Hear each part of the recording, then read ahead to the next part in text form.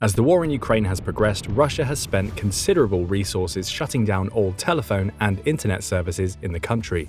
Part of an attempt to blind the Ukrainian military, the effort is about the only thing about Russia's invasion that has gone well for them. Maybe too well, as soon after the invasion started, the world discovered that Russia's fancy new advanced communications gear wouldn't work, since they relied on the cell towers that Russia had just blown up.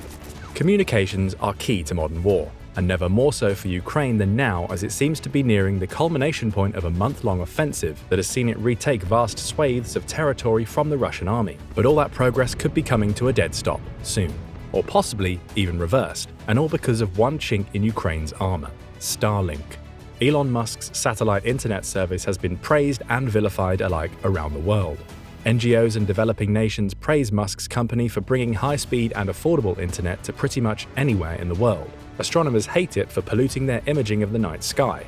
But Starlink has not been more critical anywhere than it has been in Ukraine, where the military has had to try to fight against a superior force in a near-communications blackout. The service makes use of a constellation of satellites in low Earth orbit. These vast satellite swarms help ensure connectivity literally anywhere on Earth, and have been proven nearly impossible for Russia's electronic warfare assets to jam. Connecting via ground stations, Ukrainian troops have been able to use the Starlink system for communications between themselves and other units. But its greatest effect may be in the ability to communicate with their drones. As most people have learned by now, drone warfare is indispensable for Ukraine, and their forces have been facing mounting challenges to deploying their fleet of armed and unarmed drones against Russia. Via Starlink connectivity, Ukraine is able to send out armed drones to destroy enemy vehicles and deliver precision strikes against personnel and supplies. Their greatest use, however, may be as fire observers, where they are able to relay video back to an operator who can send adjustments to friendly artillery in real time. This allows Ukrainian artillery to be deadly efficient by being extremely precise, a massive advantage considering Ukraine is outnumbered 10-1 in artillery alone. Russia has fought back by attempting to jam drone signals or blasting them out of the sky with both traditional air defenses and new anti-drone electromagnetic weapons. But thanks to Starlink, Ukrainian drones are able to continue operating across the entire front. Their input is significant too, with the slowdown of the Ukrainian advance in the last week being directly tied to a loss of connectivity to the Starlink network.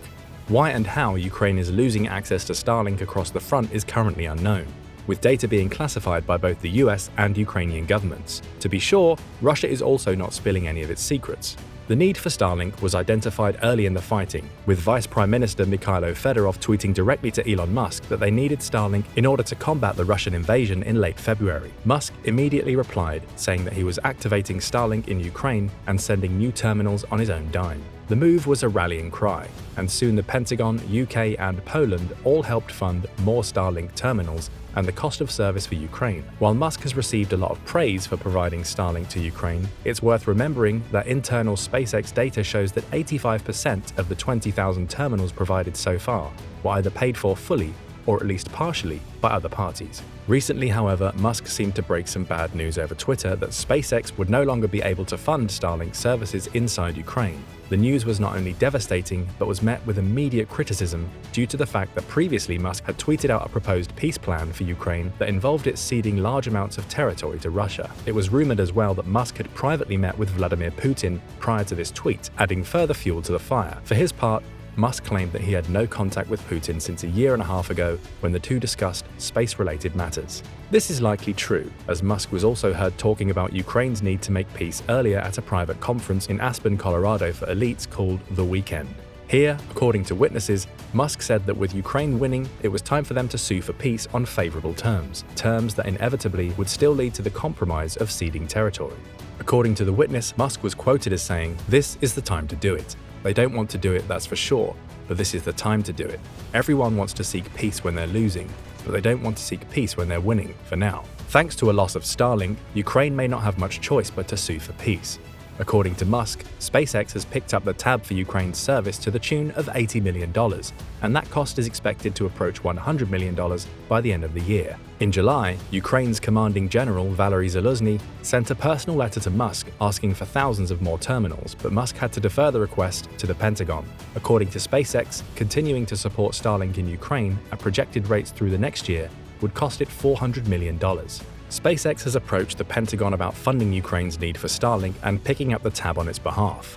The move has upset senior defense officials, with one commenting that Musk and SpaceX have the gall to look like heroes for the service they have provided, while others have picked up the majority of the tab of keeping Ukraine connected. With massive investments of over $50 billion to Ukraine so far in military and financial aid, the Pentagon is by far the largest provider of assistance to the Ukrainian fight for independence. But the US pockets aren't inexhaustible, and US anger at SpaceX's demand that it pick up the tab for continued Starlink service may be due to the relatively pathetic contributions made by the rest of the world in comparison. Comparatively speaking, though, Poland has been a massive supporter of Ukraine, with 9,000 Starlink terminals donated by the country to Ukraine, the largest provided by any nation. This was matched at the start of the war by $3 million from the US Agency for International Development to help keep both Ukrainian civilians and its military connected to the world. But stations are only part of the cost, because then there's also the ongoing cost of operating them. At the lowest level, each station costs $500 a month to operate, and the highest level of service costs $4,500. Despite the majority of Ukrainian stations only being signed up for the $500 level, SpaceX has still provided the highest level of service anyway. It's this tab that SpaceX is trying to get the Department of Defense to pick up on their behalf.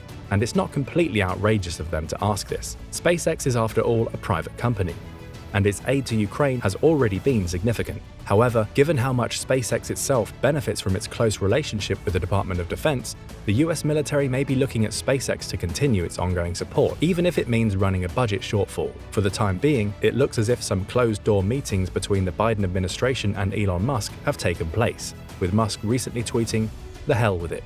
Even though Starlink is still losing money and other companies are getting billions of taxpayer money, we'll keep funding the Ukraine government for free.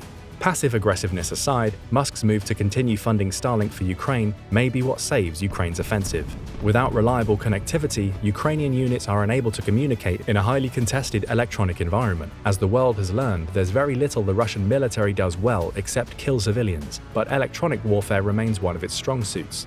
Starlink's ongoing availability to frontline combatants is not just necessary for victory, but will save Ukrainian lives. Without it, Ukraine is forced to fight in the dark against an opponent who may be incompetent, but is still significantly larger than it. If Musk ever does pull the plug on Starlink for Ukraine, it could very well be the death knell for Ukraine's resistance. Company profits aside, Musk is now directly entangled in a fight for Ukraine's freedom, though we expect he'll be receiving sizable compensation now or later from the US government for his invaluable assistance. Now go check out What If Russia Annexed the Whole of Ukraine, or click this other video instead.